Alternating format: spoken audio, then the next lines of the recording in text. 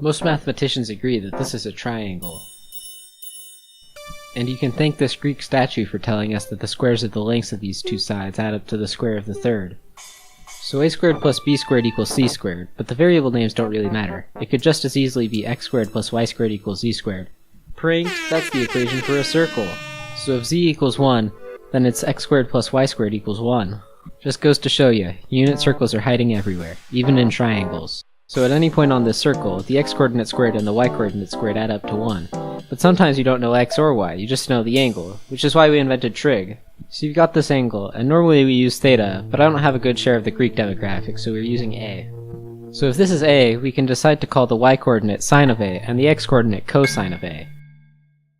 If a is 30 degrees, sine of a is 1/2, and cosine of a is square root 3 over 2.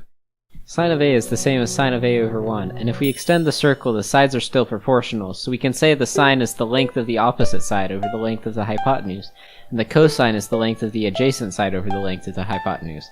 And for completeness' sake, opposite over adjacent is called tangent. And because of the good old Pythagorean theorem, sine squared plus cosine squared equals 1. Also, the tangent is the sine over the cosine, because the hypotenuse and the denominators cancel.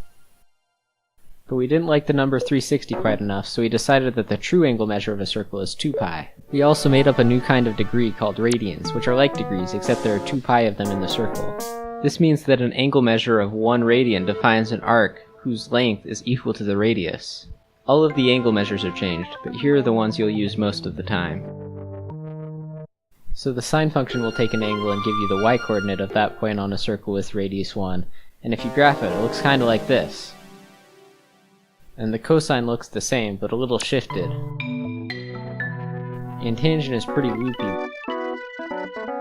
The function repeats itself every 2 pi, because once you go 2 pi around, you're back where you started.